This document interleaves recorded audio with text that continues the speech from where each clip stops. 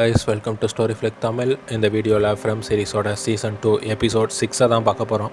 First 5 எபிசோடோட video link டிஸ்கிரிப்ஷனில் கொடுத்துருக்கேன், செக் பண்ணி பாருங்கள். இப்போ எபிசோட் 6க்குள்ளே போகலாம். இந்த எபிசோடோட ஆரம்பத்தில் செரீஃப் கென்னியோட அம்மா கிட்ட சாராவை காப்பாற்றினதுக்காக என்னை நீங்கள் வெறுத்தாலும் பரவாயில்ல, எனக்கு தெரியும் உங்கள் ஹஸ்பண்ட் இறந்து போனதுக்காக தான் காரணம். நம்ம கூட இருக்கவங்க நம்மளை விட்டு போயிட்டா எவ்வளோ வலிக்கும்னு எனக்கு நல்லாவே புரியும். அந்த சாரா பொண்ணு நம்ம இந்த ஊரை விட்டு போகிறதுக்கான ஒரு திறவுகோலாக இருக்கான்னு செரீஃப் சொல்லிட்டு இருக்கும்போதே கென்னி அங்கே வந்து நீங்கள் இங்கே என்ன பண்ணுறீங்கன்னு கோவமாக கேட்க செரீஃப் அந்த இடத்த விட்டு கிளம்புறாரு. செரீஃப் சர்ச்சுக்கு வந்து சாராவை கூப்பிட அவள் அங்கே இல்லை. அந்த இடமே எம்டியாக இருக்குது. ஒரு மியூசிக் பாக்ஸில் மியூசிக் பிளேயாக ஒரு பொண்ணு வந்து டான்ஸ் பண்ணிகிட்டு இருக்காங்க. செரீஃப் கையை பிடிச்சி அந்த பொண்ணு டான்ஸ் பண்ணுறாங்க. டக்குன்னு அவங்க செரீஃபை கடிக்க வராங்க. ஆனால் அது வெறும் கனவு தான். செரீஃப் இன்னமும் டைனரில் தான் இருக்கார். செரீஃப் கீழே விழ அவர் தலையில் அடிபட்டு ரத்தம் வருது. கென்னி வந்து அவருக்கு உதவி பண்ணுறான். காலனி ஹவுஸில் இவங்க விளைவிச்ச காய்கறி எல்லாத்தையும் காரில் எடுத்து வச்சுட்டு இருக்காங்க. உணவு ஏற்கனவே ரொம்ப பற்றாக்குறையாக இருக்குது. இப்போ மீதி இருக்க காய்கறிகளை டைனருக்கு டோனா எடுத்துகிட்டு போக போகிறாங்க.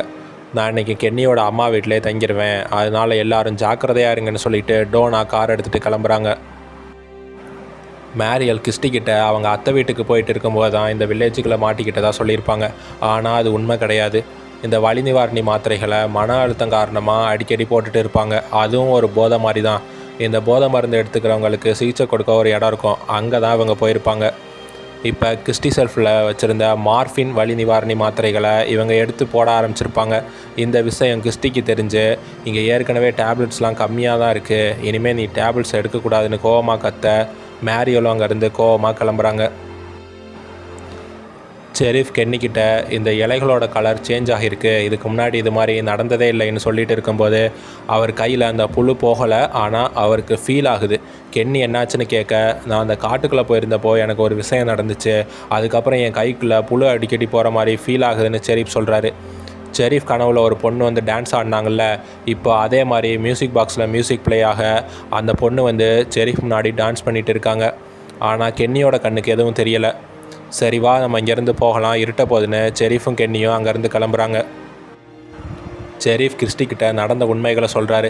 நான் இந்த மாதிரி காட்டுக்குள்ளே போயிருந்தப்போ ஒரு இடத்துல மாட்டிக்கிட்டேன். அங்கே மார்ட்டின்னு ஒருத்தரை சங்கிலியால் கட்டி போட்டு வச்சுருந்தாங்க. அவரை காப்பாற்ற முயற்சி பண்ணிட்டு இருக்கும்போது அவர் என் கையை கிழிச்சு இனி என் ரத்தம் உன்னோட ரத்தம்னு சொல்லிட்டு இறந்து போயிட்டாரு. அதுக்கப்புறம் தான் என் கைக்குள்ளே புழு ஊர்ந்து போயிட்டு இருக்குன்னு செரீஃப் சொல்ல, என்னால் எதையும் பார்க்க முடியலைன்னு கிறிஸ்டி சொல்ல, இந்த மாதிரி எப்போவாச்சும் தான் நடக்குது, ஒருவேளை நான் கட்டுப்பாட்டை இழந்துட்டா என்னை நீ கொன்னுடுன்னு செரீஃப் கிறிஸ்டிக்கிட்ட சொல்கிறாரு. டோனா ஜிம்முக்கிட்ட இன்னும் 1 மாதத்துக்கு தேவையான ஃபுட்டு தான் நம்மக்கிட்ட இருக்குன்னு சொல்கிறாங்க. இதை பற்றி எல்லாருக்கிட்டையும் சொல்லணுன்னு ஜிம் சொல்ல, இல்லை இதை கேட்டால் மக்கள் எல்லோரும் பயந்து போயிடுவாங்க, புதுசாக விளைவிச்ச பயிர்கள் அதுக்குள்ளேயும் வளர்ந்துடும், எப்படியாச்சும் மேனேஜ் பண்ணிடலான்னு டோனா சொல்கிறாங்க. செரீஃபுக்கு மறுபடியும் அந்த பொண்ணு டான்ஸ் ஆடுற மாதிரி விண்டோவோட திரைக்கு பின்னாடி தெரிய அந்த துணியை விலைக்கிட்டு பார்த்தா அந்த பொண்ணு இல்லை.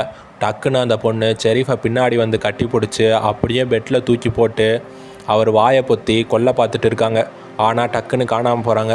அப்போது மேரியல் அங்கே வர செரீஃப் கன்னை எடுக்க அந்த பொண்ணு பயந்து போக, இல்லை ஒன்றும் இல்லை பயப்படாதேன்னு செரீஃப் கண்ணை கீழே வைக்கிறாரு. ஃபாத்திமா எல்லிஸ் கிட்ட உங்கள் அப்பா சாராவை இந்த ஊருக்குள்ளே கூட்டிகிட்டு வந்திருக்கக்கூடாது, அவளால் நமக்கு ஆபத்துன்னு சொல்லிட்டு இருக்காங்க. ரூமுக்கு வெளியே ஏதோ சத்தம் கேட்குது. டேல்னு ஒரு மொட்டை தலையன் எல்ஜின் கூட சண்டை போட்டுட்டு இருக்கான். என்னாச்சுன்னு எல்லிஸ் வந்து கேட்க, இந்த புதுசாக வந்த பையன் ஃபுட்டை திருடி அவன் பேக்கில் வச்சதை நான் பார்த்தேன்னு டேல் சொல்ல, நான் எந்த ஃபுட்டும் எடுக்கலைன்னு எல்ஜின் சொல்ல, இவங்க எல்லாரையும் வெளியே அனுப்புன்னு டேல் சொல்லிவிட்டு கத்தி எடுத்து எல்ஜினை மிரட்ட, எல்லிஸ் டேலை பிடிச்சி இழுக்க டேல் வச்சுருந்த கத்தி தெரியாமல் எல்லிஸ் வகுத்திலே சொருகுது. எல்லிஸுக்கு ரத்தம் வடிய ஆரம்பிக்குது. தலையணையை வச்சு அழுத்தி ஃபாத்திமா ரத்தம் போகாமல் பிடிச்சிக்கிறாங்க. செரீஃப் ஃபாதர் கேத்ரிக்கிட்ட பேசிகிட்டு இருக்காரு. கென்னி அதை பார்த்துட்டு யார்கிட்ட பேசிட்டு இருக்கீங்கன்னு கேட்க, இல்லை சும்மா தனியாக பேசிட்டு இருக்கேன்னு செரீஃப் சொல்ல, கென்னி டோரை லாக் பண்ணிவிட்டு உண்மையை சொல்லுங்கள் இல்லாட்டி வெளியே விட மாட்டேன்னு கென்னி சொல்ல, நான் ஃபாதர் கேத்ரிக்கிட்ட பேசிட்டு இருந்தேன், என் கண்ணுக்கு அவர் அடிக்கடி தெரிகிறாரு, எனக்கு என்ன ஆச்சுன்னு சத்தியமாக எனக்கு தெரியலை, என் கைக்குள்ளே புழு போயிட்டு இருக்குன்னு சொன்னாலும் யாரும் நம்ப மாட்டேங்கிறீங்க, நான் என்ன சொன்னாலும் உங்களால் ஏற்றுக்க முடியாது, ஏன்னா எனக்கே அதெல்லாம் பார்க்கும்போது பயமாக இருக்குன்னு செரீஃப் சொல்கிறாரு. இந்த பக்கம் எல்லிஸுக்கு ரத்தம் நிற்காமல் வடிஞ்சிக்கிட்டே இருக்குது. நம்ம கிளினிக்கு போயாகணும், வேறு வழியே இல்லைன்னு ஃபாத்திமா சொல்ல, இல்லை நம்ம வெளியே போகிறது ரிஸ்க்குன்னு எல்லிஸ் சொல்ல, ஒருத்தன் டோரை ஓப்பன் பண்ணி பார்க்குறான். மான்ஸ்டர் நின்றுட்டு இருக்குங்க. போகிறது கஷ்டம்னு சொல்ல எல்ஜின் மட்டும் கதவை திறந்துட்டு போய் ஜீப்பை எடுத்துகிட்டு வந்து வீட்டு வாசலில் நிப்பாட்டிட்டு இவங்களை கூப்பிடுறான். மான்ஸ்டர் மெதுவாக நடந்துக்கிட்டு வரதுக்குள்ளே எல்ஜின் ஃபாத்திமா எல்லிஸை கூட்டிகிட்டு ஜீப்பில் கிளினிக்கை நோக்கி போயிட்டு இருக்கான். இருட்டில் ஒன்றுமே தெரியலை. பாதை எந்த பக்கம் இருக்குன்னு தெரியாமல் எல்ஜின் பாட்டுக்க பயத்தில் ஜீப்பை ஓடிட்டு போயிட்டு இருக்கான். எப்படியோ கிளினிக் இருக்க இடத்துக்கு அவங்க வராங்க. கதவை திறங்கன்னு ஃபாத்திமா கத்த கிறிஸ்டி போய் கதவை திறக்கிறாங்க. செரீஃபும் கென்னியும் வேகமாக கீழே வராங்க. தலையணையே ரத்தத்தால் ஃபுல்லாக நனைஞ்சு போச்சு. எல்லிஸால் மூச்சு விட முடியலை. கிறிஸ்டி சிசரை எடுத்து லைட்டாக ஒரு இடத்துல கிழித்து விரலை உள்ளே விட ரத்தம் அப்படியே தெறிக்குது. இப்போ எல்லிஸ்னால் கொஞ்சம் மூச்சு விட முடியுது. ஃபாத்திமா அழ ஆரம்பிக்கிறாங்க. செரீஃப் எல்லிஸுக்கு ஒன்றும் ஆகாது, உயிர் பழச்சிருவான்னு அவளை சமாதானப்படுத்துகிறாரு. எல்லிஸுக்கு நிறையா பிளட் லாஸ் ஆனதுனால கிறிஸ்டி எல்லிஸுக்கு யாராச்சும் ரத்தம் கொடுக்கணும்னு சொல்கிறாங்க. ஓ நெகட்டிவ் பிளட் குரூப் யாருக்கிட்ட இருக்குன்னு கிறிஸ்டி கேட்க, செரீஃபுக்கு மட்டும்தான் ஓ நெகட்டிவ் பிளட்டு. ஆனால் என்னால் ரத்தம் கொடுக்க முடியாது, அப்புறம் என் கைக்குள்ளே புழு போகிற மாதிரி அவன் கைக்குள்ளே போக ஆரம்பிச்சிடும், விசித்திரமான கற்பனைகளும் வர ஆரம்பிக்கும், அவனால் இதை சமாளிக்க முடியாதுன்னு செரீஃப் சொல்கிறாரு. ஒருவேளை நீங்கள் சொல்கிறது உண்மையாக இருந்தாலும் பரவாயில்ல, ரத்தம் கொடுத்தா அட்லீஸ்ட் அவன் உயிரோடையாச்சும் இருப்பான்னு ஃபாத்திமா சொல்கிறாங்க. இல்லை நம்ம வேறு வழியை கண்டுபிடிக்கன்னு செரீஃப் சொல்ல, கென்னி கண்ணை எடுத்து ஒழுங்காக ரத்தம் கொடுங்க, இல்லாட்டி உங்களை கொண்டுருவேன்னு மிரட்ட செரீஃப் கைக்குள்ளே அந்த புழு போக ஆரம்பிக்குது. எல்லாருமே அதை பார்க்க இப்போ தான் செரீஃப் மேலே எல்லாருக்கும் நம்பிக்கை வருது. கென்னி செரீஃபுக்கிட்ட, நீங்கள் தானே சொன்னீங்க மார்ட்டின் உங்கள் கையை கிழிச்சு அவரோட சாபத்தை உங்களுக்கு பாஸ் பண்ணிட்டாருன்னு, அந்த மாதிரி எனக்கு சாபத்தை மாற்றி விடுங்கன்னு சொல்ல, அதுக்கப்புறம் நீங்கள் தாராளமாக உங்கள் பையனுக்கு ரத்தம் கொடுக்கலான்னு கென்னி சொல்கிறான்.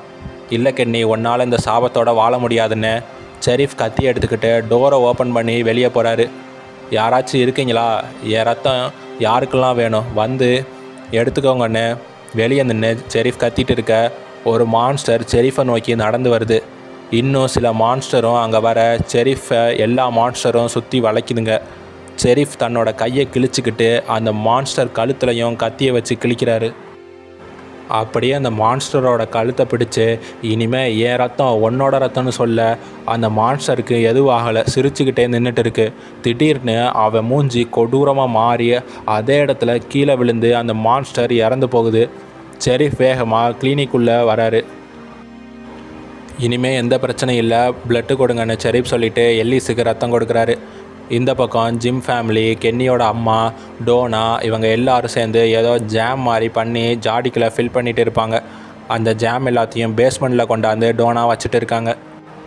ஈத்தன் டோனா கிட்ட, நான் எங்கள் அம்மா கிட்ட நான் பயப்பட மாட்டேன்னு சொன்னேன், ஆனால் நான் பொய் சொல்லிட்டேன், எனக்கு பயமாக இருக்குது, நான் வீட்டுக்கு போக ஆசைப்பட்றேன்னு சொல்ல, நான் ஒரு உண்மையை உங்ககிட்ட சொல்லட்டுமா, நானும் பயத்தோடு தான் இருக்கேன். எங்கள் அம்மா உன் வயசில் இருக்கும்போது என்கிட்ட என்ன தெரியுமா சொன்னாங்க, பயங்கிறது நமக்குள்ளே இருக்க ஒரு உணர்வு தான், நம்பிக்கை, சந்தோஷம், அன்பு மாதிரி அதுவும் பயம்தான் நம்மளை ஹீரோவாக மாற்றுது அப்படின்னு டோனா ஈத்தன்கிட்ட சொல்கிறாங்க. எல்லிஸ் கண்ணு முழிக்கிறான். இனிமேல் எந்த பயமும் இல்லைன்னு கிறிஸ்டி சொல்கிறாங்க. சரி நீ ரெஸ்ட் எடு, நான் கொஞ்சம் கிறிஸ்டிக்கிட்ட பேசிட்டு வரேன்னு ஃபாத்திமா சொல்கிறாங்க. ஃபாத்திமா கிறிஸ்டிக்கிட்ட, உங்ககிட்ட ப்ரெக்னன்சி டெஸ்ட் பண்ணுற கிட் இருக்கான்னு கேட்குறாங்க. ஆமாம் இருக்குன்னு கிறிஸ்டியும் சொல்கிறாங்க. கென்னி வெளியே கிடக்கிற மான்ஸ்டரோட பாடியை பார்த்துட்டு, அந்த மான்ஸ்டர் உயிரோடு இருக்கா இல்லை செத்து போச்சான்னு கேட்க, எனக்கு தெரியலை, சூரியன் உதிச்சப்புறம் நம்ம அதை பற்றி தெரிஞ்சுக்கலான்னு செரீஃப் சொல்ல இந்த எபிசோடை முடிக்கிறாங்க. உங்களை அடுத்த எபிசோடில் சந்திக்கிறேன். சேனலை சப்ஸ்கிரைப் பண்ணிவிடுங்க. தேங்க்யூ.